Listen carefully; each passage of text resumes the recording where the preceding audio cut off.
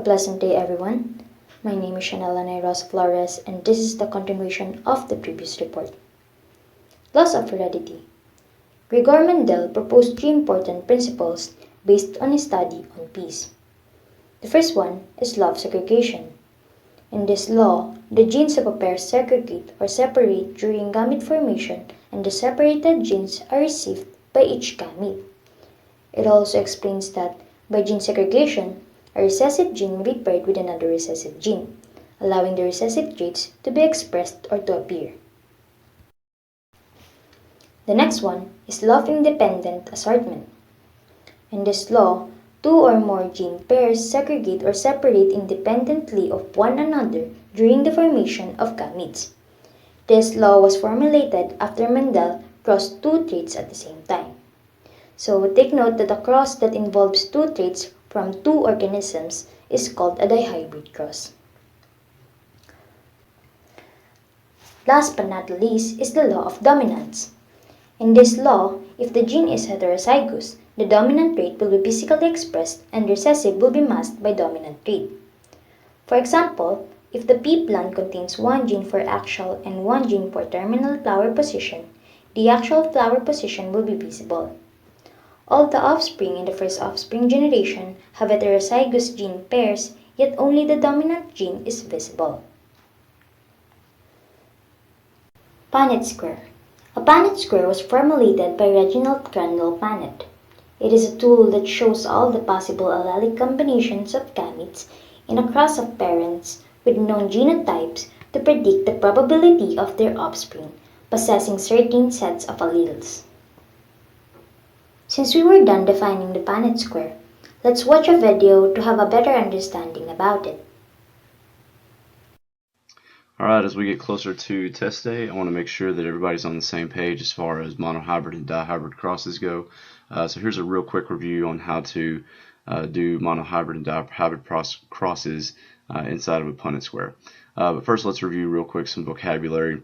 Let's make sure that everybody's on the same page with this terminology. First of all, we have the term homozygous. Remember, we said that homozygous means same. And so if we have a homozygous genotype, that is one that either has two dominant alleles or one that has two recessives, and both of those are considered to be homozygous. The other word that we have is heterozygous.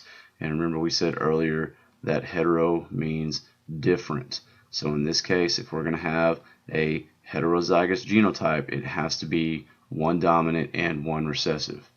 Some other words that you might see in your homework that you may or may not have done yet are these words: purebred, which means homozygous, and then hybrid, which means heterozygous. So if you hear somebody that, or in your homework, if you hear something that says that somebody is purebred for the dominant trait, well, that means that they have this over here, they're purebred dominant. Or if you hear somebody say that they're purebred recessive, that means that they have this one down here, that they're double recessive. Alright, so let's talk about Punnett squares real quick. You need to know how to fill in a Punnett square. You also need to know what a Punnett square is for.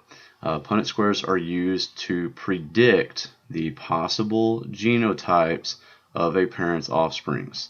So what that means is that these letters in here are a prediction of what the parent's offspring's genotype might look like.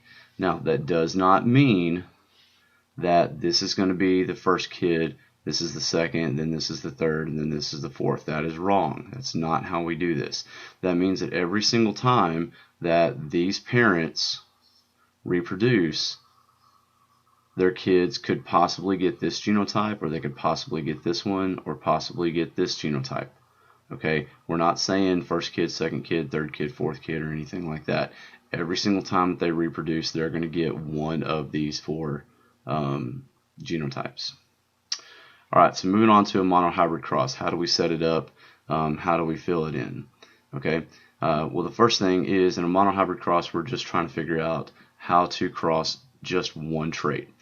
So in this case, let's say that I don't know, that our A stands for something that is large. Okay, and then we'll say that the recessive trait is small. Okay, this is fictional, I made it up, just go with it. the Punnett square that I have filled in here says that you put the mother's genes on the left and the father's genes on top. It really doesn't matter. You could flip those around all you want to and you're still going to end up with the same results, but let's go with it. So we've got the maternal information here, which means mother. So I'm going to take the big A and I'm going to put it here, and then I've got the small a and I'm going to put it here. And then any letters that I put here on the left, they're all going to get filled in going to the right. Okay? And then let's take dad's information and let's put it up here. So I've got a big A and a small a, and I got that from right here. Okay? Now I'll take these letters and I'll drag them down. So I'm going to take this A and drag it down, take this A and drag it down, I'm going to take this big A, drag it down, drag this one down also. Now I'm going to take mom's information and I'm going to drag it across to the right. And now I have filled in my Punnett square. Excuse me. That's wrong. Even your coach is not immune from being wrong from time to time. Excuse me, this should have been a lowercase letter that got copied across. So you guys can laugh at me on the video, that's fine. But now what we need to do is we need to take a look at these genotypes in here and figure out what this means. If this is a dominant A and a dominant A, that means that this genotype codes for the dominant trait. This is one dominant and one recessive, so the dominant trait still wins. This is one dominant and one recessive, so the dominant trait still wins. And then finally over here we have two recessives. This is the only time that the recessive trait would win here. Okay, and you're going to fill in every single monohybrid cross the exact same way. Put either the father's letters on top or the mom's letters on top, that's fine. Just drag both of them down, and then all these on the left, drag them over to the right. Okay. Now when we get to a dihybrid cross, it starts to get a little bit more difficult because the first step in a dihybrid cross is you now have to figure out what are all of the possible two-letter combinations that I can now make out of both of these letters. Okay, and so let's make up some letters or make up some traits that these could be for. So let's say that A once again stands for large. Let's say that little a stands for small, and then we could say that big B stands for black, and let's say that little b stands for white. This will all be usually given to you in the problem. We won't have to make these up every single time. But now let's take dad's information here and let's copy it up here. So I've got big A, big B, little b. And now on every single one of these squares, I have to put an A and a B, and I have to figure out what are all the combinations that I can make of A and B. And so I'll start with this A first, and if I think about it, if I start with this A, what's the first B that I can make a combo with? Is I can put those two together. So I'm going to take those two letters and I'm going to put them here. So I've got A and B. Then what's the next combo that I can make with it? Well, I can pair it up with this B. So now I'm going to put big A, little b. Okay? And now I can't make any more combinations with this dominant A, but I can make some combinations with this lowercase a. So now I'm going to pair these two guys up. I'm going to write that down. And then I'm going to pair these two guys up, and I'm going to write that down. Okay? And then I'll do the same thing over here for mom. Except this time I'll write her information just like this.